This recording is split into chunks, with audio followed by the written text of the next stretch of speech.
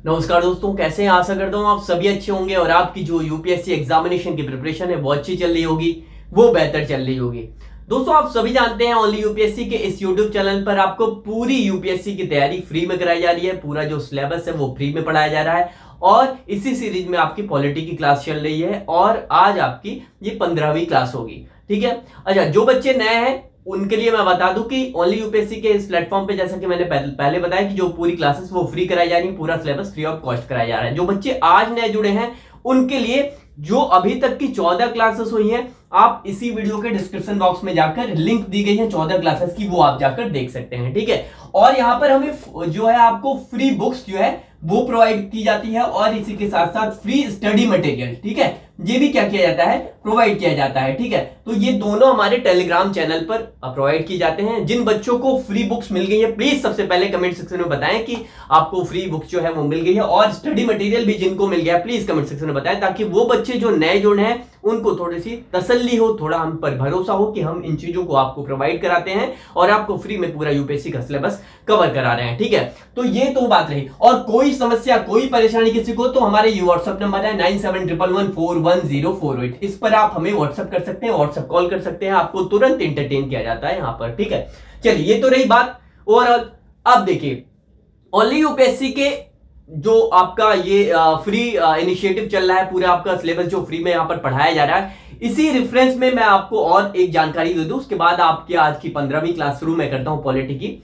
देखिए, आप सभी जानते हैं ओनली यूपीएससी का ही एक दूसरा चैनल है शुभम मिश्रा के नाम से, और उस पर कल देर शाम में एक वीडियो अपलोड की गई है कि आंसर कैसे लिखा जाना चाहिए यूपीएससी के एग्जाम के पॉइंट ऑफ व्यू से। जो साइड में आपको दिख रहा है ये शुभम मिश्रा वाला चैनल, आप इसे जाकर सब्सक्राइब करें और जो कल देर शाम में वीडियो अपलोड हुई है उसे देखना ना भूलें। देखिए, 2 दिन पहले आपका टेस्ट दिया गया था, मेंस का, प्रीलिम्स का, दोनों। लेकिन मेंस का जो टेस्ट है, मेंस जो एग्जाम है वो बहुत ज्यादा इंपॉर्टेंट है। क्यों? क्योंकि भैया मैंने पहले ही आपको बताया कि 1750 नंबर आपको मेंस में पूछे जाते हैं, लिखने वाला एग्जाम है 1750। तो अगर आपको लिखना नहीं आएगा, स्किल आप में डेवलप नहीं हो पाएगी 1750 नंबर की, तो ये यकीन मानिए कि आप एग्जामिनेशन से बहुत ज्यादा दूर हैं। तो ये 1750 कैसे सिक्योर करना है, वो स्किल आपको कैसे अडॉप्ट करनी है एग्जामिनेशन के पॉइंट ऑफ व्यू से, आपको लिखना कैसे है, ये जरूरी है। तो इसके लिए आपको ये जो कल वीडियो अपलोड की गई थी उसको आप देखना ना भूलें।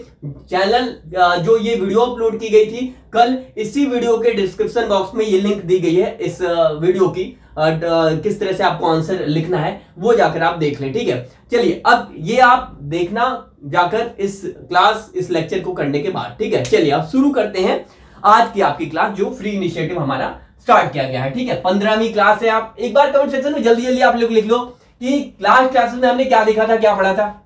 सबसे पहले लाइक का बटन दबाया करो यार, परहेज क्यों करते हो? लाइक का बटन दबाओ, शेयर करो अपने दोस्तों को। और देखिए, ये फ्री इनिशिएटिव इसीलिए किया गया है कि जो बच्चे यूपीएससी एग्जामिनेशन की प्रिपरेशन करना चाहते हैं, देखिए आप बड़े बड़े शहरों में तो आप जानते हैं कि क्या हाल चल रहा है, किस तरह से कोचिंग इंडस्ट्री जो है वो बच्चों को ठग रही है। आप देखिए, कई चीजें छिप नहीं रही हैं। अब देखो, बात अगर निकलती है तो आप तक पहुंची ही होगी, और आप सभी जानते हैं कि क्या हाल चल रहा है देश का, और कोचिंग इंस्टीट्यूट किस तरह से बच्चों को ये कहे कि बड़ी बड़ी फीस तो ले ही लेते हैं लेकिन उनको सर्विस प्रोवाइड नहीं कर पाते हैं। यहां सिर्फ अभी बात हो रही है, अभी जो माहौल चल रहा है वो सिर्फ बात किस चीज की हो रही है कि उनको क्या है, सर्विस प्रोवाइड नहीं करते हैं। उनको क्या है, छोटी छोटी क्लासेस में हजार बार सौ बच्चे वहां पर क्लासेस में बैठते हैं, लेकिन अभी तो सिर्फ यही बात हो रही है। बात ये भी होनी चाहिए कि सिलेक्शन आपका जो है, किस इंस्टीट्यूट से सिलेक्शन कितना हो रहा है, क्या आप सही ढंग से बच्चों को डिलीवर करा पा रहे हो, लेक्चर पढ़ा पा रहे हो या नहीं, और ये जवाबदेहिता कोचिंग इंस्टीट्यूट की तय होनी चाहिए। ठीक है।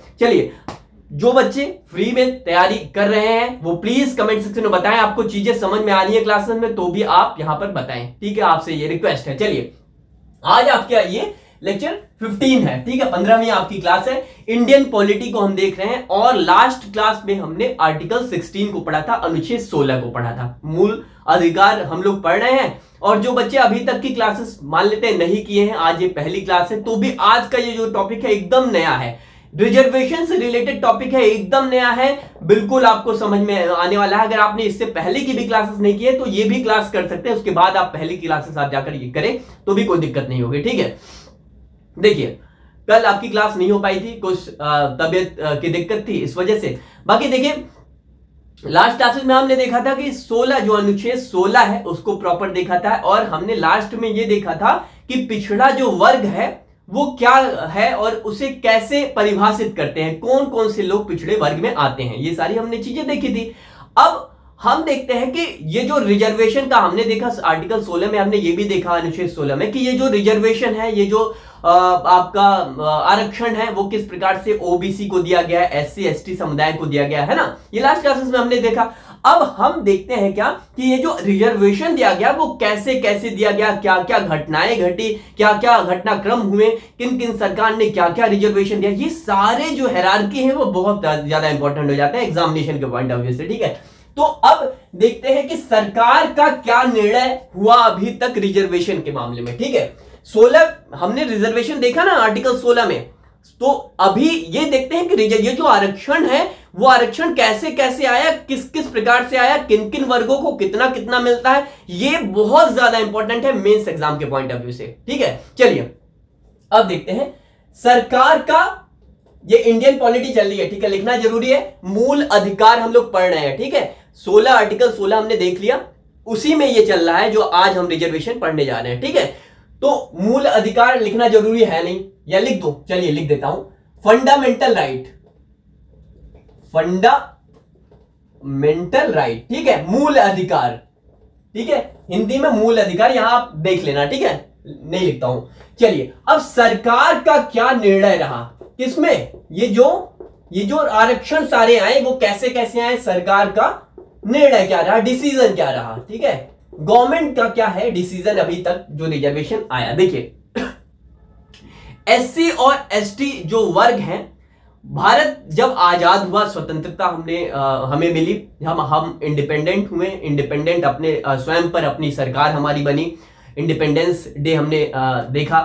तो भाई जब ये सरकार बनी हमारी, तो वहां पर क्या हुआ, शुरुआत से ही सरकार बनने के बाद हमारे स्वतंत्र जब हुआ उसके बाद से ही यहां पर क्या हुआ, रिजर्वेशन दे दिया गया, तुरंत ही। किसको दिया गया, एससी और एसटी, ये जो दो वर्ग हैं, अनुसूचित जाति और अनुसूचित जनजाति, ठीक है, अनुसूचित जाति और अनुसूचित क्या है, जनजाति, अनुसूचित जनजाति, ठीक है, इनको बोलते हैं शेड्यूल कास्ट और शेड्यूल ट्राइब्स। अब इन दोनों लोगों को क्या किया गया, ये दोनों वर्गों को जब सरकार देश आजाद हुआ तो त्वरित प्रभाव में इनको आरक्षण दे दिया गया, ठीक है। आरक्षण कितना दिया गया, अनुसूचित जाति के लोग जो है उनको कितना दिया गया, उनको 15%, यहां पे 15% आरक्षण दिया गया, और अनुसूचित जनजाति के लोगों को कितना, 7.5% रिजर्वेशन दिया गया, तुरंत लागू कर दिया गया। तो कितना हो गया भैया, 15 और ये 7.5 कितना हो गया, ये दोनों अगर जोड़ते हैं तो भैया ये हो गया 22 कितना हो गया 5, है ना लगभग। तो ये 22.5% रिजर्वेशन तुरंत लागू कर दिया गया, ठीक है। मतलब जो सीटें निकलेंगी, ठीक है, जो सीटें निकलेंगी किसी वैकेंसी में किसी भी प्रकार की, उसमें 100% में से जो सीटें निकलेंगी उसमें 22.5% जो सीटें होंगी उनको रिजर्व कर दिया गया। किन के लिए, ये एससी और एसटी समुदाय के लोगों के लिए आरक्षण इनका प्रावधान कर दिया गया, ठीक है। अच्छा चलिए मैं ये बता रहा हूं आपको। अच्छा एक चीज और आपको ऐड ऑन कर दूं, जब भी आरक्षण शब्द आपको जैसे आंसर लिख रहे हो आप यूपीएससी के एग्जाम में कहीं भी, तो ये आरक्षण शब्द लिखने से बचें, ठीक है। रिजर्वेशन ये जो शब्द है, ये जो वर्ड है रिजर्वेशन, वो लिखने से बचे। आप हिंदी में इसको क्या लिखे, आरक्षण को सकारात्मक कार्रवाई, सकारात्मक कार्रवाई, ठीक है, कार्रवाई, ठीक है। अफर्मेटिव एक्शन इसको बोलते हैं। इंग्लिश वाले इसको क्या आरक्षण की जगह क्या लिखा करें, अफर्मेटिव एक्शन, ठीक है, और हिंदी वाले सकारात्मक कार्रवाई, ठीक है। आरक्षण मतलब ये होता है, इसका दूसरा वर्ड ये सुनने में बहुत अच्छा लगता है, अफर्मेटिव मतलब सकारात्मक, एक अच्छी पहल हुई लोगों को रिजर्वेशन देकर, आरक्षण देकर, क्योंकि वो मुख्यधारा में समाज के नहीं जुड़ पाए, है ना। तो ये आरक्षण की जगह आप ये यूज क्या करें, सकारात्मक कार्रवाई, इंग्लिश वाले अफर्मेटिव एक्शन यूज क्या करें, ठीक है। ये रही बात है। चलिए ये तो रही, ठीक है। अब देखिए ये तो आप क्लियर हो गया ना, ये इन दोनों को आरक्षण इतना दे दिया गया, और ये कुल सीटें अगर इतनी निकलती है तो उतना % आरक्षण इनको दे दिया गया, ठीक है। अब जब बात इस सब की तो हो गई, लेकिन हुआ क्या 1990 में हुआ क्या, वीपी सिंह की सरकार जो थी उन्होंने क्या किया, उन्होंने जो ओबीसी हैं, अदर बैकवर्ड क्लास, ठीक है, समझ रहे हैं, अदर बैकवर्ड क्लास जो है, अन्य पिछड़ा वर्ग जो ओबीसी के लोगों को वीपी सिंह की सरकार ने 1990 में क्या किया, आरक्षण दे दिया। कितना? 27% आरक्षण दे दिया। कितना? 27% जो आरक्षण जो है वो ओबीसी को दे दिया। ओबीसी को 27% आरक्षण किसको दे दिया, मतलब सकारात्मक कार्रवाई किस पे, ओबीसी को दी गई। कितना? 27% आरक्षण दे दिया। और मतलब सरकारी सेवाओं में संघ सरकार की जो सेवाएं हैं उनमें पिछड़ी जातियों को, पिछड़ी जातियां मैंने लास्ट क्लास में बताया था ना कौन कौन सी हैं, तो यही ओबीसी को कितना दे दिया, 27% आरक्षण दे दिया। ठीक है, तो पहले कितना था, पहले 15% इनका था, 7.5 इनका, तो कुल मिला के 22.5% था, और ये 27% और जुड़ गया, ओबीसी को दे दिया। तो भैया कितना हो गया, 27 और 22.5 कितना हो गया, 49 पॉइंट कितना हो गया, ये दोनों जोड़कर 49.5%, यानी कि 49.5% आरक्षण हो गया। ठीक है, 49.5% आरक्षण हो गया। ठीक है, कुल। तो अब जब ये आरक्षण ओबीसी वर्ग को दिया गया तो क्या हुआ, तो भैया आगे चलकर जब ये वीपी सिंह की सरकार ने, किसने दिया, वीपी सिंह की सरकार ने दिया, लेकिन चुनाव का समय था उस वक्त, और वीपी सिंह की सरकार ने थोड़ा प्रेशर में भी आकर क्या किया, किसको दे दिया, 27% ओबीसी को आरक्षण दे दिया। अब हुआ क्या कि जब क्या हुआ, सरकार जो है वो गिर गई, बाद में इनके हार गए, चुनाव हार गए, और 27% जो आरक्षण वो भी काम नहीं आया, लागू तो कर दिया, चुनाव हार गई। अब सरकार किसकी बनी, फिर से सरकार आपकी नरसिम्हा राव की बन गई, नरसिम्हा राव की सरकार कांग्रेस की बनी। ठीक है, अब कांग्रेस ने क्या किया, क्या डेवलपमेंट हुए, कांग्रेस ने क्या की भाई, 10% आरक्षण सबसे पहले कांग्रेस ने किसको दिया, आर्थिक रूप से जो पिछड़े लोग थे, यानी कि इकोनॉमिकली वीकर सेक्शन को नरसिम्हा राव ने 10% आरक्षण लागू करा दिया, दे दिया, सॉरी लागू करा दिया नहीं, दे दिया। तो भैया क्या पहले 49.5% था, है ना, 10% आरक्षण नरसिम्हा राव की सरकार कांग्रेस ने दे दिया ईडब्ल्यूएस को। ठीक है, अब जो अभी 2019 में आरक्षण लागू हुआ सकारात्मक कार्रवाई के थ्रू 2019 में 103वें संविधान संशोधन के द्वारा, तो ये पहली बार नहीं था, बल्कि नरसिम्हा राव की सरकार ने पहले ही दे दिया था इसको। कब दिया था, आपका 1990 के आसपास में, 91 के बाद में। ठीक है, अब 91 में जब ये नरसिम्हा राव की सरकार ने आर्थिक रूप से 10% आरक्षण दिया, तो इसको क्या किया गया, इसको ये जो 27% ओबीसी को जो 27% दिया गया था, और जो ईडब्ल्यूएस यानी आर्थिक रूप से पिछड़े लोगों को जो 10% आरक्षण दिया गया, तो उसको चैलेंज किया गया कोर्ट में, यानी कहा गया कि भैया ये गलत है। किसने चैलेंज किया, न्यायपालिका में, सुप्रीम कोर्ट में। इसको इंदिरा साहनी एक वकील हैं, लॉयर हैं, और वो दिल्ली से पेशे से पत्रकार थी, और अभी भी है, पेशे से पत्रकार थी, और वो दिल्ली जो आपका सुप्रीम कोर्ट है वहां पर इसको चैलेंज किया, मतलब इसका विरोध किया। और किसका, ये जो ओबीसी को 27% आरक्षण दिया गया, और 10% जो आरक्षण आपको दिया गया आर्थिक रूप से पिछड़े लोगों को, इन दोनों को क्या किया, चैलेंज किया। अब क्या हुआ, बात समझ में आ रही है तो प्लीज एक बार कमेंट सेक्शन में बताएं, इन दोनों को क्या किया, चैलेंज किया एक बार। अच्छा चलिए, मैं इसको ये क्लियर कर लिया, आपने नोट कर लिया, जो मैं बोल रहा हूं ये सारी घटनाक्रम एक बार आप क्लियर कर लो, नोट कर लो, जो मैं बता रहा हूं जितने घटनाक्रम ये आपके हुए ये सारा आप नोट डाउन कर लो, सारा। ठीक है, तो ये घटनाक्रम आपका हुआ। अब क्या हुआ आगे चलकर, जब इंदिरा साहनी ने इसको कहां पे किया, सुप्रीम कोर्ट में चैलेंज किया। ठीक है, इंदिरा साहनी ने इसको सुप्रीम कोर्ट में चैलेंज किया। अब अच्छा चैलेंज किया, अच्छा सरकार का निर्णय क्या था, सबसे पहले हम ये बता देते हैं, सरकार का निर्णय लिखवा देते हैं आपको ताकि आप लिख भी सके। ठीक है, तो सबसे पहले क्या हुआ, सबसे पहले ये हुआ कि एससी और एसटी यानी कि शेड्यूल कास्ट और शेड्यूल ट्राइब्स, अनुसूचित जाति और अनुसूचित जनजाति, अनुसूचित जाति और अनुसूचित जनजाति के लोगों को कब मिला था आरक्षण, कि लोगों को स्वतंत्रता के बाद ही मिल गया था आरक्षण, है ना, स्वतंत्रता के बाद ही आरक्षण जो है दे दिया गया। लेकिन क्या हुआ फिर, लेकिन ये मैं वही लिखवा रहा हूं जो अभी आपको समझाया हूं पहले पॉइंट में। ठीक है, सरकार का निर्णय क्या क्या था, तो सरकार का निर्णय क्या था, स्वतंत्रता के बाद इन दोनों को पहले आरक्षण दे दिया गया, वही परसेंट जो मैंने आपको बताया। ठीक है, दे दिया गया, लेकिन वीपी सिंह की सरकार ने, वीपी सिंह, ठीक है, वीपी सिंह की सरकार ने कि सरकार ने किसको आरक्षण दिया? सरकार ने 27% आरक्षण किसको दे दिया? आरक्षण पिछड़े वर्ग के लोगों को, पिछड़े वर्ग के लोगों को दे दिया, के लोगों को दे दिया। ठीक है, तो ये क्या है? 27%। और इनका कितना था? ये अनुसूचित जाति का कितना था? आपका 15% और अनुसूचित जनजाति का कितना था? 7.5%, है ना। तो इस तरह से रिजर्वेशन दिया गया। ये क्लियर मामला? इसको नोट डाउन कर ले, स्क्रीनशॉट ले ले, बाद में आप नोट कर लेना, इसको कर ले, मैं हट गया सामने से। तो ये तो मामला क्लियर हो गया आपका। अब ये तो हुआ, इसके साथ साथ और क्या हुआ? इसके साथ साथ दूसरा और क्या पॉइंट मैंने बताया आपको हुआ कि भैया जो आपका नरसिम्हा राव की सरकार थी, उन्होंने क्या किया? उन्होंने ईडब्ल्यूएस आर्थिक रूप से जो पिछड़े लोग थे उनको भी 10% आरक्षण दे दिया। क्या दे दिया? सेकंड में क्या हमें लिखना है? नरसिम्हा राव की सरकार ने, ठीक है, नरसिम्हा राव की सरकार ने, यानी नरसिम्हा राव प्रधानमंत्री थे कि सरकार ने किसको? ईडब्ल्यूएस आर्थिक रूप से जो लोग पिछड़े थे, आर्थिक रूप से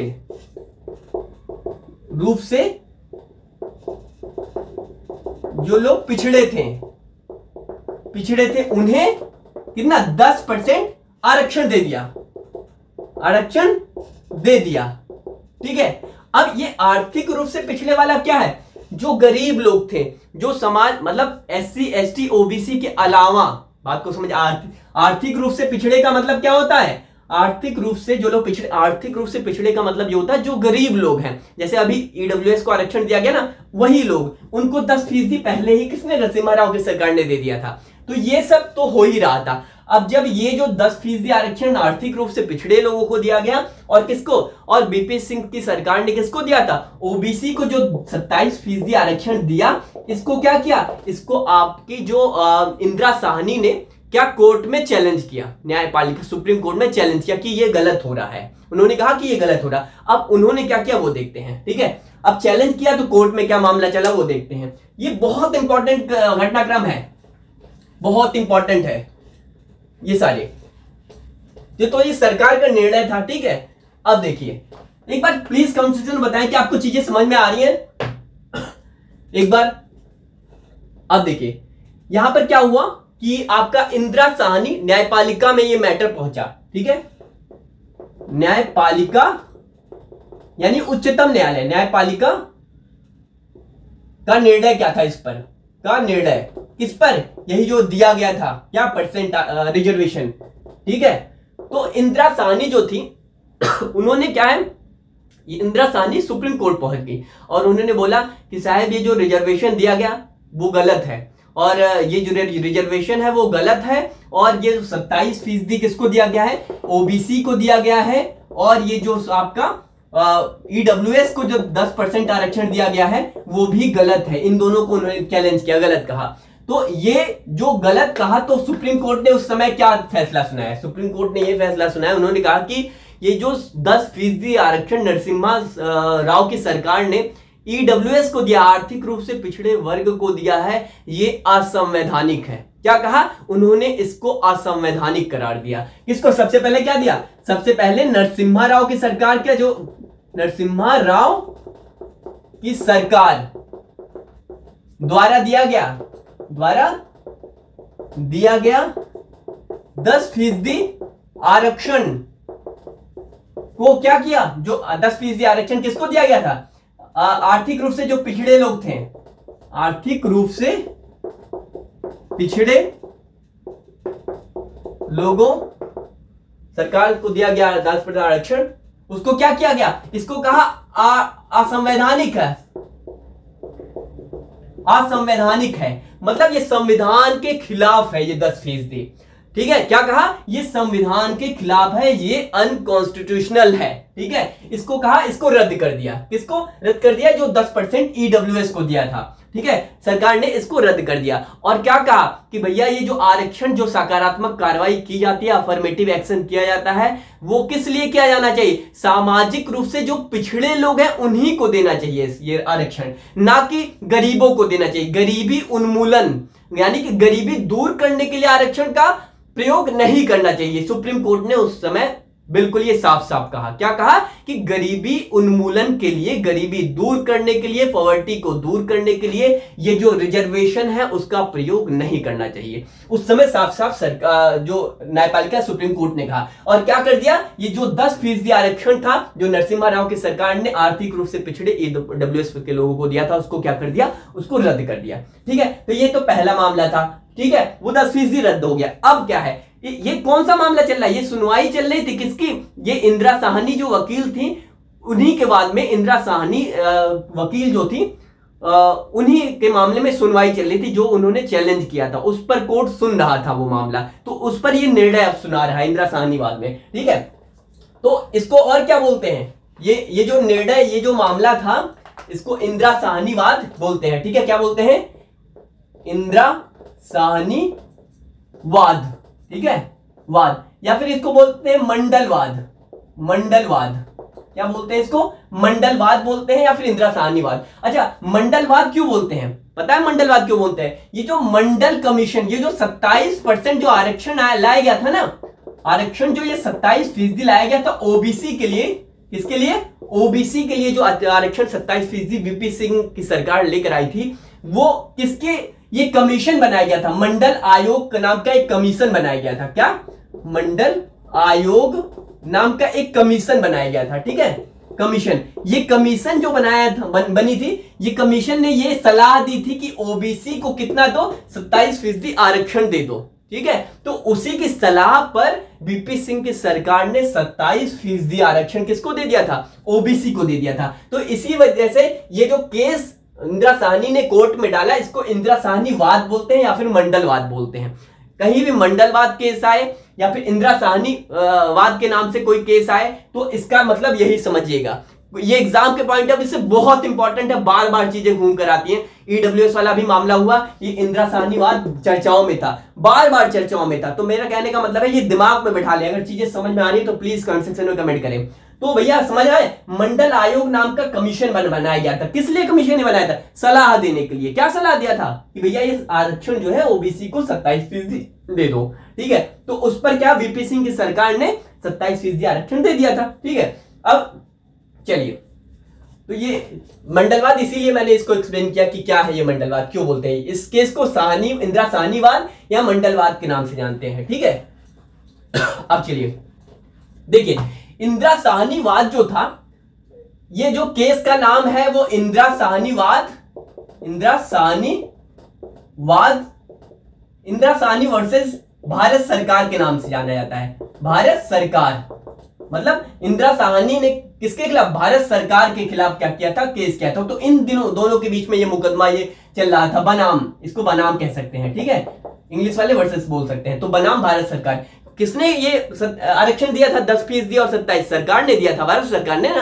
तो चैलेंज इंदिरा साहनी ने किया था, तो इसीलिए इस केस को क्या बोलते हैं, किस नाम से जानते हैं, इंदिरा साहनी बनाम भारत सरकार केस को, इस नाम से भी जानते हैं इस केस को। और क्या इंदिरा साहनीवाद के नाम से भी जानते हैं, मंडलवाद। मतलब कहीं भी ये तीनों में से कुछ भी आता है तो यही समझिएगा कि वो 27% आरक्षण जो ओबीसी को दिया गया और 10% किसको दिया गया, ईडब्ल्यूएस को, यानी आर्थिक रूप से पिछड़े वर्ग को जो दिया गया, उसको चैलेंज किया इंदिरा साहनी ने। ठीक है, अब देखिए हमने क्या देखा, हमने देखा कि न्यायपालिका यानी सुप्रीम कोर्ट ने क्या किया, सुप्रीम कोर्ट ने किया भैया कि वो जो 10% आरक्षण किसने, नरसिम्हा राव की सरकार ने दिया था ईडब्ल्यूएस को, उसको असंवैधानिक करार दिया, अनकॉन्स्टिट्यूशनल बताया कि भैया वो संविधान के अनुरूप नहीं है, वो गलत है। और एक्सप्लेन किया क्यों, क्योंकि भैया उन्होंने बोला कि आरक्षण क्या है, वो पिछड़े लोगों को आरक्षण की जरूरत है, बल्कि गरीबी दूर करने के लिए आरक्षण का प्रयोग नहीं किया जा सकता। ठीक, क्लियर, कमेंट सेक्शन में बताया अगर क्लियर हो रही है चीजें, समझ में आ रही है, एकदम सटीक, एकदम मामला अगर क्लियर है, चीजें एकदम क्लियर क्रिस्टल आपको समझ में आ रही है, तो प्लीज कमेंट सेक्शन, जितना सफेद व्हाइट बोर्ड ये व्हाइट आपको दिख रहा है, जितना क्लियरिटी, इतनी ही अगर आपको चीजें समझ में आ रही है तो प्लीज कमेंट सेक्शन में दिल खोल कर बताइए कि आपको चीजें समझ में आ रही है या नहीं। चलिए, अब चलिए देखिए, एक तो पहले न्यायपालिका ने क्या सुना है, पहला 10% आरक्षण को रद्द कर दिया, कौन वाला, वही जो नरसिम्हा राव की सरकार ने दिया था, कांग्रेस की उस टाइम। ठीक है, अब देखिए, अब मामला किस पर है, 27% वाले आरक्षण पर भी सुप्रीम कोर्ट ने सुनवाई की, कौन से, जो ओबीसी को दिया गया। तो अब इंदिरा साहनीवाद वाले केस में ही मामला चल रहा है। ये इंदिरा साहनीवाद वाले केस में फिर सुप्रीम कोर्ट ने क्या कहा कि जो ये 27% ओबीसी को आरक्षण दिया, रिजर्वेशन दिया गया वो बिल्कुल संवैधानिक है, यानी वो लीगल है, वो बिल्कुल सही है। क्यों? कहा कि भैया पिछड़े जो जातियां हैं उस आधार पर ये रिजर्वेशन दिया गया है, ठीक है। तो पिछड़े आधार पर, किस आधार पर? पिछड़ेपन के आधार पर ये रिजर्वेशन 27% दिया गया है। तो ये क्या है? ये बिल्कुल सही है। तो क्या भैया सेकंड पॉइंट में इसमें हम क्या लिखेंगे? नेपाल का निर्णय था कि नरसिम्हा राव की सरकार, सॉरी वीपी सिंह की सरकार द्वारा, वीपी सिंह सरकार द्वारा दिया गया आरक्षण दिया गया 27% आरक्षण कह सकते हैं आप, 27% यानी %, आरक्षण सुप्रीम कोर्ट ने यानी उच्चतम न्यायालय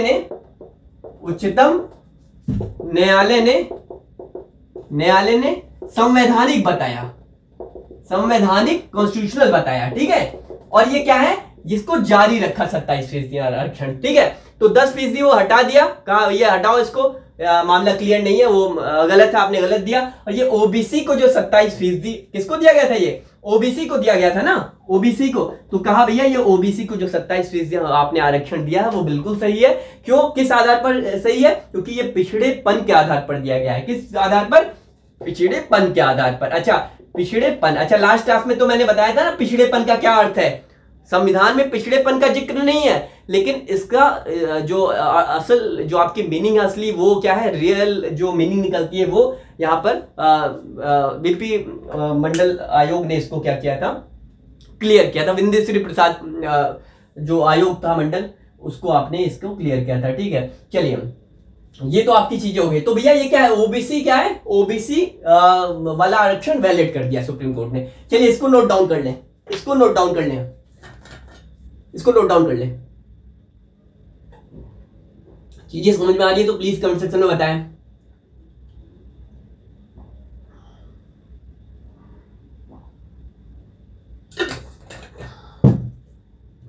चीजें समझ में आ रही है तो बताएं। चलिए तो क्या भाई, ये 27% आरक्षण को सुप्रीम कोर्ट ने सही करार दिया। अब देखिए ये बहुत ऐतिहासिक फैसला था, बहुत हिस्टोरिकल जजमेंट है सुप्रीम कोर्ट का, जिससे आप एकदम दिमाग में बिठा ले। अब देखिए ये जो 27% आरक्षण दिया गया ओबीसी को, अदर बैकवर्ड क्लास, यानी जो लोग पिछड़े, किससे? अच्छा SC ST से हटकर ये 27 दिया गया, यानी कि ये शेड्यूल कास्ट वाले लोग हैं उनको तो अलग दिया गया और ST वालों को अलग दिया गया। उससे हटकर अलग यहां 27% किसको दिया गया? पिछड़ा जो वर्ग है उसको दिया गया, ठीक है, पिछड़े वर्ग के लोगों को, ठीक है, अदर बैकवर्ड क्लासेस को दिया गया, ठीक है, क्लियर। अच्छा आप लोगों में से जो लोग होंगे वो 4 कैटेगरी में आते होंगे, है ना, ओबीसी में आते होंगे, जनरल कैटेगरी में आते होंगे, SC या ST में आते होंगे, है ना, इसी कैटेगरी में आते होंगे। 5वां EWS भी आ गया है, तो जो जनरल कैटेगरी को थोड़ा सा रिप्लेस करके या फिर ऑब्लिक करके आप ये कह सकते हैं, ठीक है। तो एक बार कमेंट करें कि आप किस कैटेगरी में आते हैं, एक बार कमेंट करें। तो ये मामला क्लियर हो गया। अब सुप्रीम कोर्ट ने यही, सुप्रीम कोर्ट नहीं रुका, बल्कि और एक चीज सुप्रीम कोर्ट ने कहा, क्या कहा कि भैया ये जो 27% आरक्षण हम ओबीसी को दे रहे हैं वो किनको मिलना चाहिए? वो उन्हीं को मिलना चाहिए जिनकी सालाना आय कितनी हो, जिनकी सालाना आय लगभग आपकी अभी जो वर्तमान चल रहा है वो 6 लाख रुपए चल रहा है, यानी कि वार्षिक आय, जिनकी वार्षिक मतलब साल भर में जो 6 लाख रुपए तक या 6 लाख से कम कमाते हैं, जिनकी अर्निंग है, ठीक है, वही इसका लाभ उठा पाएंगे 27% वाले। इससे ज्यादा अगर कोई है तो इसका लाभ वो क्रीमी लेयर में चले जाएंगे। किसमें चले जाएंगे? क्या कहा भैया? क्रीमी लेयर में। इसको नोट डाउन कर लिया ना। तो भैया और क्या कहा? वो क्रीमी लेयर वाला मामला आ गया। क्या? Creamy layer. कहा क्या भैया कि ये जो 27% आरक्षण है, 27% आरक्षण जो है वो ओबीसी के कौन लोग पाएंगे? ओबीसी के जो जिनकी सालाना आय यानी वार्षिक आय या एनुअल इनकम क्या है? सालाना आय अभी जो वर्तमान चल रहा है, जो करंट में एक अपडेटेड आय है वो 6 लाख रुपए है। कितनी? 6 लाख हो। अगर इससे ज्यादा हुआ तो ये लोग नहीं पाएंगे। किसमें चले आएंगे? क्रीमी लेयर में चले आएंगे। किसमें चले आएंगे? क्रीमी लेयर में चले जाएंगे, ठीक है, यानी कि इनको इसका आरक्षण नहीं मिलेगा, लाभ नहीं मिलेगा। अब इसमें और भी बहुत पॉइंट दिए गए हैं कि अगर वकील है या फिर आप सुप्रीम कोर्ट के कहीं जज हैं, या फिर आप किसी पद पर बैठे हैं, संवैधानिक पद पर, जैसे आप राष्ट्रपति हैं, उपराष्ट्रपति हैं, या फिर इस तरह से हैं, तो उन्हें भी नहीं मिलेगा। वो पॉइंट्स हैं कुछ छोटे छोटे। तो ये मानकर चलिए वो लोग क्रीमी लेयर में चले आएंगे। किसमें चले आएंगे? वो लोग क्रीमी लेयर में चले आएंगे, मतलब कि वो मोटी परत वाले लोग हैं, ठीक है, क्रीमी लोग हैं, ठीक है। और उन्हें मिलेगा जिनकी सालाना आय 6 लाख रुपए से कम या 6 लाख रुपए तक हो, ठीक है। चलिए, क्लियर हो गई बातें? कमेंट सेक्शन में बताएं। चलिए, अच्छा इसे नोट डाउन कर लें। अच्छा एक बात बताएं कि आपको चीजें जो समझ में आती हैं वो एज इट इज आप नोट्स बनाते हो या जो अपने शब्दों में लिखकर भी बनाते हो? मैंने नोट्स बार बार यहां पर बताया है कि आपको नोट्स क्या है वो अपने शब्दों में लिखना चाहिए, ठीक है। इससे क्या होगा? इससे आंसर राइटिंग का जो मैंने बताया कि जो स्किल है आपकी वो भी डेवलप होगी। तो ये इंपॉर्टेंट है, ये भी आप नोट डाउन कर लें, ठीक है। चलिए, तो ये आपने नोट डाउन कर लिया होगा। चलिए अब देखिए, अब ये तो चीजें सुप्रीम कोर्ट ने कर दी 27% आरक्षण वाली, ठीक है, मतलब इसको संवैधानिक करार दिया। अब देखिए इसके आगे जो सुप्रीम कोर्ट है वो यही नहीं रुका, बल्कि एक और जो ऐतिहासिक फैसला सुनाया। क्या सुनाया? सुप्रीम कोर्ट ने ये कहा कि जो रिजर्वेशन किसको, जो एससी और एसटी समुदाय यानी कि अनुसूचित जाति और अनुसूचित जनजाति को जो आरक्षण किसमें दिया जा रहा है? प्रमोशन में दिया जा रहा है। प्रमोशन में जो आरक्षण दिया जा रहा है वो गलत है। बात को समझ, उसके बाद मैं समझाता हूं, लिखता हूं पहले आपको। क्या कहा भैया? ये चौथे पॉइंट में क्या कहा? सुप्रीम कोर्ट ने कहा, सुप्रीम कोर्ट ने फैसला सुनाया। क्या सुनाया? फैसला सुनाया कि एससी ऑब्लिक एसटी, समझ जाएंगे ना एससी एसटी का मतलब, कोई दिक्कत तो नहीं। एससी मतलब शेड्यूल कास्ट, एसटी मतलब शेड्यूल ट्राइब, मतलब अनुसूचित जाति और अनुसूचित जनजाति। तो क्या कहा? सुप्रीम कोर्ट ने फैसला सुनाया कि एससी एसटी को प्रमोशन यानी कि आप ये कह सकते हैं कि जो उनको प्रमोशन में मिलने वाला आरक्षण, क्या कहा? प्रमोशन में मिलने वाला आरक्षण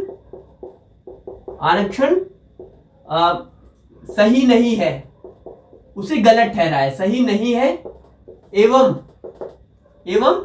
उन्हें सिर्फ किस पे? सर्विस में प्रवेश पर ही आरक्षण मिलना चाहिए, मिलना चाहिए। बात को समझिएगा, अब मैं समझाता हूं। देखिए क्या कहा भैया? सुप्रीम कोर्ट ने कहा कि एससी एसटी को प्रमोशन में जो आरक्षण, प्रमोशन में आरक्षण का मतलब आप समझते हैं? जैसे कि एक आप मान लेते हैं आईएएस के लिए आप सिलेक्ट हो गए, आप 20-50 लोग आईएएस के लिए सिलेक्ट हुए हैं, ठीक है। कोई एससी कैटेगरी से आता है, कोई एसटी से, कोई ओबीसी से आता है, कोई जनरल से आता है, ठीक है। तो ये सब लोग आते हैं एक साथ, 50 लोग सिलेक्ट हुए। अब इनको जो प्रमोशन मिलेगा, यानी सर्विस में आप तो सिलेक्ट हो गए, आप सर्विस में गए, आपको आईएएस आईपीएस मिल गया। अब जो प्रमोशन होगा वो किस आधार पर होगा? ये कहा जब पहले होता था कि जो प्रमोशन में यानी कि एससी और एसटी का जो प्रमोशन होगा उसमें आरक्षण मिलेगा, उनको पहले प्रमोट किया जाएगा। उनको प्रमोशन का मतलब उनको उनकी जो सीटें हैं वो सीटों के आधार पर उनको उनकी सीटें क्या होगी? उनको प्रमोशन में जल्दी आरक्षण, मतलब प्रमोशन जल्दी मिलेगा, आरक्षण उसमें मिलेगा। पहले उनको प्रमोट किया जाएगा, बाद में इन कैटेगरियों को। इसका मतलब है पहले किसको? पहले इन लोगों एससी एसटी वालों को की प्राथमिकता दी जाएगी प्रमोशन में, उसके बाद अन्य। समझे? तो यही है क्या? प्रमोशन में मिलने वाला आरक्षण। तो एससी एसटी को जो शेड्यूल ट्राइब और शेड्यूल कास्ट के लोग हैं उनको प्रमोशन में भी आरक्षण मिलता था।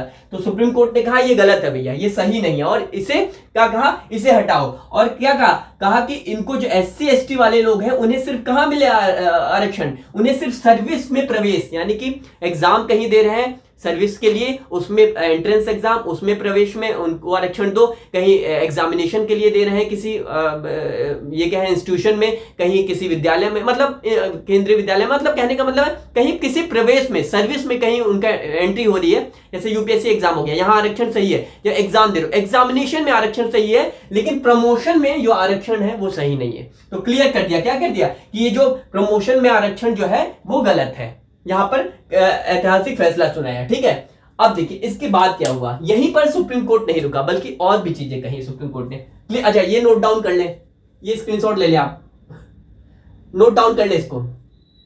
चलिए हो गया। अब क्या कहा सुप्रीम कोर्ट ने? सुप्रीम कोर्ट ने और भी बहुत अच्छी अच्छी चीजें कही, और इसमें अच्छी चीज ये थी, फैसला सुना है, ऐतिहासिक फैसला सुना है। ये कहा सुप्रीम कोर्ट ने कहा कि भैया ये जो आरक्षण है, ठीक है, अनुसूचित जाति जो SC ST और पिछड़ा वर्ग जो है, ठीक है, यानी OBC वाले जो है पिछड़ा वर्ग, इन तीनों को मिलाकर कितना 50% आरक्षण होना ही चाहिए। ठीक है, आरक्षण क्या है? होना ही चाहिए इन तीनों को मिलाकर। अगर ये नहीं हो रहा है किसी सर्विस में तो ये माना जाएगा कि क्या है, इनका प्रतिनिधित्व, इन तीनों वर्ग का प्रतिनिधित्व, रिप्रेजेंटेशन सर्विस में है ही नहीं है, कम है, ना के बराबर है। तो क्या कहा कि भैया ये 50% रिजर्वेशन इन तीनों को मिलाकर होना ही चाहिए। क्या? नहीं तो क्या है, नहीं तो उस सर्विस में अपर्याप्तता मानी जाएगी, उस सर्विस में इनका प्रतिनिधित्व क्या? अपर्याप्त माना जाएगा, प्रतिनिधित्व अपर्याप्त माना जाएगा। बात समझ रहे हैं आप कि SC ST और पिछड़ा वर्ग, इन तीनों को मिलाकर अगर मान लेते हैं 100 सीटें निकल रही हैं, ठीक है, तो 50 सीटें इन तीनों के लिए फिक्स कर दी जाएं।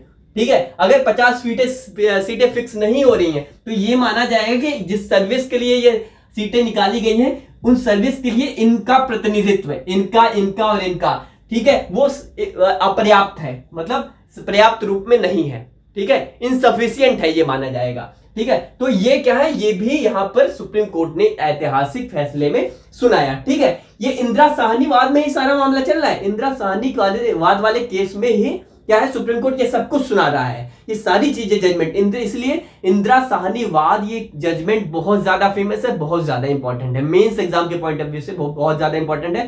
कहीं आप आंसर राइटिंग कर रहे हो, समय समय पर जहां भी जरूरत पड़ेगी आप इंदिरा साहनी वाद को, इस फैसले को आप कोट करोगे। ठीक है, यानी आंसर में डालोगे। ठीक है, जहां भी जरूरत पड़ेगी। तो ये क्या है, सुप्रीम कोर्ट ने ये भी फैसला सुना है। अच्छा, इसको अपनी लैंग्वेज में आप लिख लें। क्या कह लें, क्या कह दिया यहां पर? क्या लिख सकते हैं यहां पे? ये लिख सकते हैं कि सुप्रीम कोर्ट ने ऐतिहासिक इंदिरा साहनी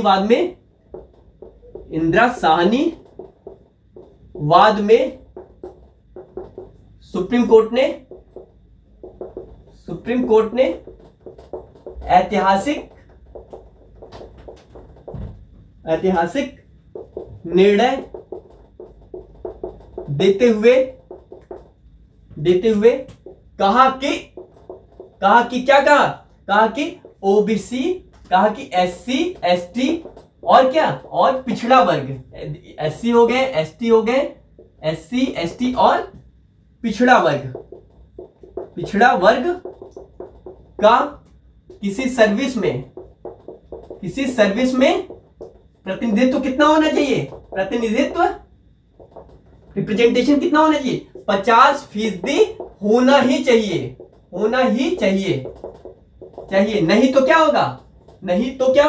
नहीं तो ये होगा क्या, नहीं तो ये होगा, नहीं तो उस सर्विस में इनका प्रतिनिधित्व अपर्याप्त माना जाएगा। ठीक है, बात क्लियर हो गई आपको? अच्छा, कई बार हैंडराइटिंग आपको चीजें समझ में नहीं आती तो मैं इसे बोल के आपको लिखवाता हूं। ठीक है, तो जब अगर कहीं समझ में ना आ रहा हो तो मैं बोल तो रहा हूं ना, इंदिरा साहनी वाद में सुप्रीम कोर्ट ने ऐतिहासिक निर्णय देते हुए कहा कि SC ST यानी कि अनुसूचित जाति, अनुसूचित जनजाति और पिछड़ा वर्ग का किसी सर्विस में प्रतिनिधित्व 50% होना ही चाहिए। नहीं हुआ तो उस सर्विस में इनका प्रतिनिधित्व क्या है, अपर्याप्त माना जाएगा। क्लियर हो गई चीजें? चलिए, ये स्क्रीनशॉट आप ले लें अगर आपको नोट डाउन करना है। अब देखिए, सुप्रीम कोर्ट ने एक और बहुत बड़ा फैसला सुना है, बहुत बड़ा फैसला इसी इंदिरा साहनी वाद में ही सुना है, जिसे मंडलवाद के नाम से भी जानते हैं। ठीक है, क्या सुना है भैया? यहां पे सुप्रीम कोर्ट ने कहा कि भैया ये ऐतिहासिक फैसला आया और सुप्रीम कोर्ट ने कहा कि कुल जो आरक्षण दिया जाएगा, कुल आरक्षण 50% से अधिक नहीं होना चाहिए। क्या कहा सुप्रीम कोर्ट ने? सुप्रीम कोर्ट ने कहा, अभी मैं बताता हूं उसका क्या मतलब, अगर आप समझ नहीं पा रहे हैं। सुप्रीम कोर्ट ने कहा कि कुल सीटों में आरक्षण का प्रतिशत 50 से अधिक नहीं होना चाहिए, नहीं होना चाहिए, नहीं होना चाहिए। बात को समझिएगा, बात को समझिएगा। मान लेते हैं कि 100 सीटें निकल रही हैं कहीं, तो ये कहा सुप्रीम कोर्ट की इसमें 50% ही इसकी 50 जो कुल सीटें निकलनी है इसमें 50% से ज्यादा सीटें रिजर्व नहीं रखी जा सकती हैं। क्या कहा? 50% से अगर ज्यादा रखेंगी तो ये असंवैधानिक होगा, ये संविधान के खिलाफ जाएगा। तो क्या कहा कि ये जो कुल है, कुल 50% से ज्यादा रिजर्वेशन नहीं दिया जा सकता। बात क्लियर है कि इंदिरा साहनीवाद में सुप्रीम कोर्ट ने कहा कि 50% से ज्यादा रिजर्वेशन नहीं दिया जा सकता। अब देखिए बात को समझिएगा, एससी को कितना रिजर्वेशन है? एससी को कितना मैंने पहले अभी बताया, एससी को 15% है ना, और एसटी को कितना है? 7.5% है ना, और ओबीसी को कितना है? 27% है। तो कितना टोटल हो गया ये परसेंटेज, कितना हो गया, कितना इन तीनों को जोड़कर कितना परसेंट वो हो गया आपका रिजर्वेशन? 49.5, यहां अगर नहीं दिख रहा होगा आपको मे बी, तो ये जोड़कर कितना हो गया? 49.5% है ना, ये रिजर्वेशन हो गया। यानी 50 के आसपास तो पहुंच ही गया, लगभग 50 पहुंच ही गया। तो अब इससे अधिक वाला जो रिजर्वेशन दिया जाएगा, अगर कहीं दिया जाएगा तो वो गलत होगा। तो बीपी क्या है, इतना तो हो ही गया, और सरकार ने क्या, सॉरी सुप्रीम कोर्ट ने क्या कहा कि 50% से अधिक होना नहीं चाहिए, तो इतना पहुंच गया है। और जो आपका किसने, नरसिम्हा राव की सरकार ने 10% दे दिया था आरक्षण, पहले दे दिया था ना, इससे आर्थिक रूप से पिछड़े वर्ग के लोगों को। अगर वो 10% यहाँ ऐड हो जाता तो क्या होता भैया? तो ये क्या है, ये संविधान का जो मूल ढांचा है उसका उल्लंघन हो जाता। तो इसीलिए जो आपका सुप्रीम कोर्ट ने उसे असंवैधानिक करार दिया। तो ये कहा कि इससे अधिक नहीं होना चाहिए, ठीक है, इससे अधिक नहीं होना चाहिए। बात क्लियर हो गई? चलिए, अच्छा अब आपके मन में यह आ रहा होगा कि सर ये जो ईडब्ल्यूएस को आरक्षण फिर से 2019 में दिया गया, 103वां संविधान संशोधन करके, है ना, दिया गया ना। देखिए वो सुप्रीम कोर्ट ने भी बाद में 2019 में माना कि ये जो आरक्षण 10% ईडब्ल्यूएस को दिया गया है, वो इनका ये जो सीटें हैं 49.5 इसकी सीमा का उल्लंघन नहीं करती। मतलब कि ये जो है 10% जो ईडब्ल्यूएस को अभी दिया गया है, वो कोर्ट ने भी माना कि क्या माना कि ये जो 49% आरक्षण इनको दिया गया है, एससी एसटी और ओबीसी को, इनसे हट कर है, और क्या है, ये 50% की सीमा को ये क्रॉस नहीं करता। ठीक है, क्लियर? ये इसीलिए इसे वैधानिक करार दिया सुप्रीम कोर्ट ने भी, और सरकार ने तो इसे संविधान संशोधन के तहत सरकार इसे लेकर ही आई। ठीक है, तो ये क्लियर हो गई चीजें। चलिए, तो इतने ये परसेंट आरक्षण। चलिए अब देखिए, अब मामला, अच्छा आपको चीजें समझ में आ रही हैं? समझ में आ रही है तो प्लीज कमेंट सेक्शन में बताएं। अगर आपको चीजें समझ में आएंगी तो ही ये मानकर चलिए कि जो हमारा प्रयास है, जो हमारा इनिशिएटिव है, वो कहीं सक्सेस होगा। ठीक है, आप ये कह सकते हैं। तो एक बार कमेंट सेक्शन में बताएं कि आपको चीजें समझ में आ रही हैं, आपको चीजें समझ में आ रही हैं। कमेंट सेक्शन में बताएं।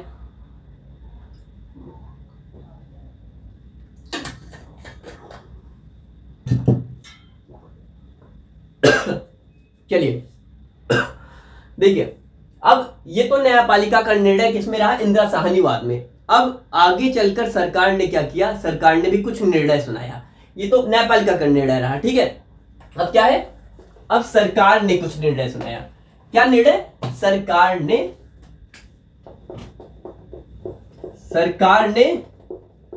न्यायपालिका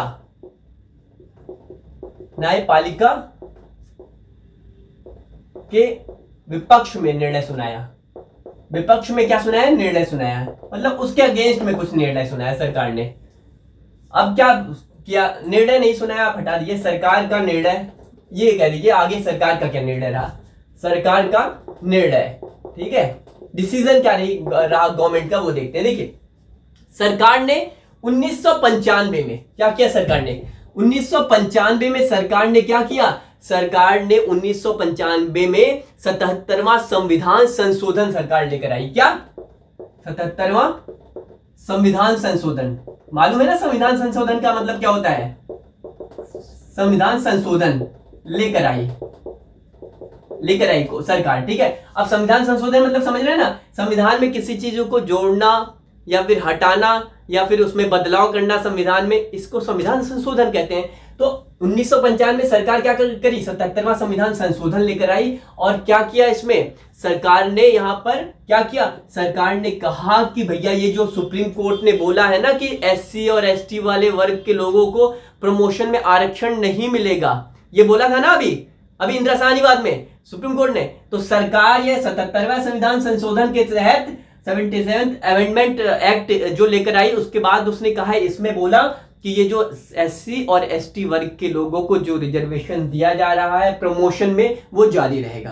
क्या कहा, जो किसके फैसले को पलट दिया, न्यायपालिका के सुप्रीम कोर्ट के फैसले को पलट दिया। क्या कहा भैया 1995 में, कहा सरकार ने क्या कहा कि जो एससी एसटी वर्ग के लोगों को प्रमोशन में मिलने वाला आरक्षण जारी रहेगा। ठीक है, यानी कि क्या, इंदिरा साहनीवाद के निर्णय को यहां पर क्या है, इस संविधान संशोधन ने पलट दिया। ठीक है, क्या है, जो फेमस जजमेंट था इंदिरा साहनीवाद का, सिर्फ एक ही को पलटा, किसको, जिसमें कहा सुप्रीम कोर्ट ने कि प्रमोशन में आरक्षण हम नहीं दिया जाएगा एससी एसटी को, तो सरकार क्या की, 77वां संविधान संशोधन लेकर आई और कहा कि एससी एसटी वर्ग के लोगों को प्रमोशन में मिलने वाला आरक्षण जारी रहेगा, जो प्रमोशन में उन्हें रिजर्वेशन मिलता है वो जारी रहेगा। क्लियर हो गई चीजें, क्लियर हो गई, तो इसे भी नोट डाउन कीजिए, बहुत इंपॉर्टेंट चीजें हैं, सारी बहुत इंपॉर्टेंट है। ठीक है, चलिए, तो क्या है भैया, ये मंडलवाद, कहने का मतलब है कि ये मंडलवाद वाला जो निर्णय था, इंदिरा साहनीवाद वाला जो निर्णय था, उसको क्या किया, पलट दिया। इंदिरा साहनीवाद वाला निर्णय क्या कर दिया, पलट दिया। सिर्फ वही एक निर्णय पलटा जो सुप्रीम कोर्ट ने दिया था, क्या, कि भैया वो आपका रिजर्वेशन नहीं मिलेगा प्रमोशन में। ठीक है, चलिए इसे नोट डाउन कर लें। चलिए देखिए, तो ये नोट डाउन आपने कर लिया। चलिए अब देखिए और क्या मामला हुआ, तो सरकार का निर्णय देख लिया 1995 ये अमेंडमेंट लेकर आई सरकार 77वां, और आगे फिर क्या हुआ सन 2000 में। ठीक है, 2000 में आपका क्या हुआ, किसी को मालूम है, कमेंट सेक्शन में बताएं कि क्या हुआ फिर आगे, किसी ने पढ़ा हो आगे क्या हुआ। देखिए सन 2000 में 81वां संविधान संशोधन किया गया। क्या किया गया सन 2000 में, क्या किया गया सन 2000 में, कौन सा 81वां संविधान संशोधन किया गया, संशोधन किया गया और क्या किया गया, इसमें क्या दिया गया, कहा गया भैया जो बैकलॉग रिक्तियां हैं, बात को समझिएगा, किया गया। और अभी मैं समझा देता हूं लिख कर, आपको पहले लिख देता हूं उसके बाद, और कहा गया कि जो बैकलॉग रिक्तियां हैं, बैकलॉग, ठीक है, इसको बैकलॉग पोस्ट बोलते हैं। ठीक है, बैकलॉग रिक्तियां हैं, उन पर ये 50% वाला नियम लागू नहीं होगा।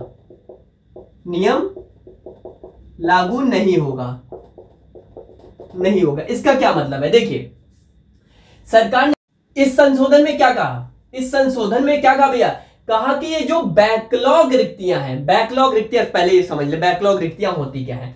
देखिए जैसे कि कुछ पोस्ट निकाली गई, मान लीजिए 100 पोस्ट निकाली गई है ना, किसके लिए, एससी के लिए, एसटी समुदाय के लिए या ओबीसी के लिए, है ना, ये समुदाय के लिए कोई 100 पोस्ट निकाली गई है ना।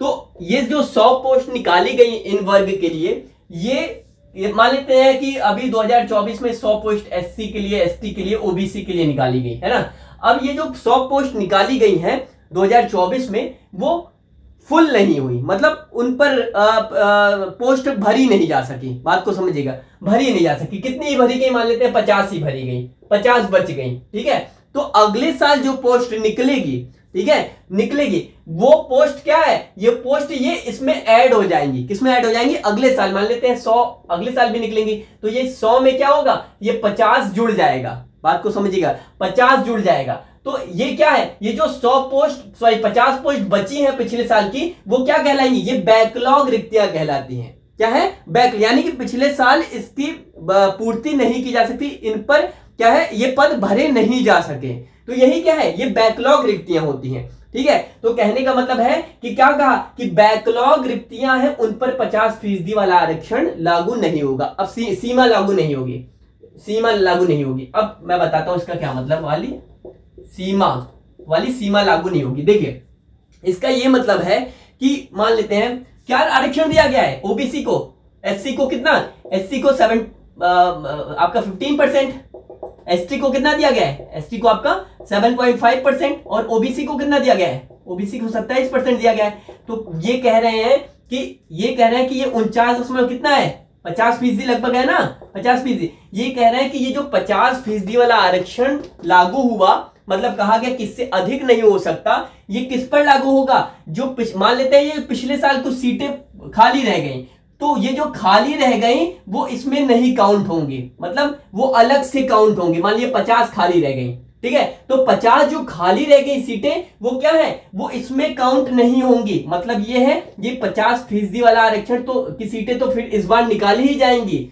ठीक है, और ये भी निकाली जाएंगी, मतलब समझ गए ना, ये भी निकाली जाएंगी, ये जो निकाली जाएंगी ही इसके साथ साथ ये भी निकाली जाएंगी। इसका ये मतलब मत समझिएगा, कहा संविधान संशोधन के द्वारा ये कहा कि इसका ये मतलब नहीं समझिएगा कि जो 50% सीटें से अधिक ये जो और अगर जोड़ दिया जा रहा है तो ये मत समझिएगा कि ये अधिक हो जा रहा है आरक्षण 50% से, नहीं, ऐसा नहीं है। तो क्या कहा गया, बैकलॉग रिक्तियां हैं उन पर 50% वाली सीमा लागू नहीं होगी। क्लियर होगी बातें कि भैया बैकलॉग रिक्तियां जो है 50 वो भी यहां पर जोड़ी जाएंगी, लेकिन ये मत मानिएगा कि 50 में क्या बोलते हैं ये सीमा क्रॉस कर रही है 50% की, इसमें तो आपको 50% रिजर्वेशन मिलेगा ही मिलेगा। इसके साथ साथ ये जो पिछली रिक्तियां बची हैं वो भी आपको दी जाएंगी।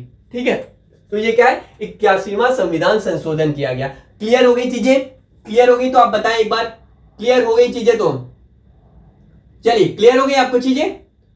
चलिए अब देखिए, अब ये सारी चीजें तो हुई ही हुई। अब सुप्रीम कोर्ट ने जो है हालिया में जो अभी विषय है प्रमोशन आरक्षण का सुप्रीम कोर्ट का, वो क्या है कि सुप्रीम कोर्ट ने जो है सुप्रीम कोर्ट ने क्या है, प्रमोशन में मिलने वाला जो आरक्षण का जो विषय है, सुप्रीम कोर्ट ने अभी इस पर क्या है रोक लगा रखी है। अभी हालिया में इसको रोक लगा रखी है और उसने कहा है कि अगर ये प्रमोशन में आप आरक्षण दे रहे हो, ठीक है, कुछ क्या होने चाहिए, कुछ एग्रीमेंट्स होने चाहिए इस पर। तो ये जो शर्तें हैं वो क्या है, ठीक है, प्रमोशन में मिलने वाले आरक्षण पर जो सुप्रीम कोर्ट ने रोक लगाई है और कहा कि शर्तें होनी चाहिए कुछ, वो क्या है, वो हम अगली क्लासेस में डिस्कस करेंगे। क्लासेस आपको समझ में आ रही हैं तो प्लीज कमेंट सेक्शन में जरूर बताएं कि क्लासेस समझ में आ रही हैं। ये पूरा मामला बहुत ज्यादा इंपॉर्टेंट है। अगर आपकी आज पहली क्लास है तो भी आपको, मुझे उम्मीद है कि ये पूरा रिजर्वेशन वाला मामला समझ में आया होगा शुरुआत से लेकर अंत तक। ठीक है, तो आपको समझ में आया तो प्लीज कमेंट सेक्शन में बताएं, शेयर करें अपने फ्रेंड्स लोगों को भी। और इसी के साथ साथ अगर आप नए हैं और या फिर आपको कोई भी प्रॉब्लम हो आपको क्लास में चीजें समझ में, तो आप 9711410448 इस पर आप हमें क्या कर सकते हैं, व्हाट्सएप कर सकते हैं। क्या कर सकते हैं आप हमें व्हाट्सएप कर सकते हैं। और क्या कर सकते हैं भैया, और जो टेलीग्राम चैनल है हमारा, ठीक है, हमारा जो टेलीग्राम चैनल है, इसी वीडियो के डिस्क्रिप्शन बॉक्स में हमारे टेलीग्राम चैनल की लिंक दी गई है। वहां पे आपको क्या है, वहां पे आपको बुक्स, स्टडी मटेरियल वगैरह वहीं पर मिलता है। ठीक है, कई लोग कमेंट करते हैं कहां मिलेगा, तो भैया वहीं पर मिलता है, इसी डिस्क्रिप्शन में लिंक दी गई है, वहां पे जाकर आप टेलीग्राम चैनल ज्वाइन करने। इसके साथ साथ कोई दिक्कत हो तो इस पर व्हाट्सएप करें, ठीक है, आपको तुरंत एंटरटेन किया जाता है, मैंने पहले ही बताया। ठीक है, और जो है इकोनॉमी की 19 क्लासेस हुई है इससे पहले, है ना, इकोनॉमी की 19 क्लासेस। जो बच्चे अभी नए हैं जिन्होंने क्लासेस नहीं की हैं वो इकोनॉमी की 19 क्लासेस कर सकते हैं। ये 19 क्लासेस जो है वो एक प्लेलिस्ट बना दी गई है। ये 19 क्लासेस की लिंक इसी वीडियो के डिस्क्रिप्शन बॉक्स में दिया गया है, जाकर वो पूरा इस लिंक पर क्लिक करेंगे, डिस्क्रिप्शन बॉक्स में जाकर आप क्लिक करेंगे, पूरी 19 क्लासेस की लिस्ट आपको एक साथ मिल जाएगी, वो आप कर लें। आपकी ये इकोनॉमी वाली क्लास में बार बार बहुत दिनों से बोलना शुरू होगी, बिल्कुल शुरू की जाएगी। ठीक है, चलिए, बहुत बहुत धन्यवाद।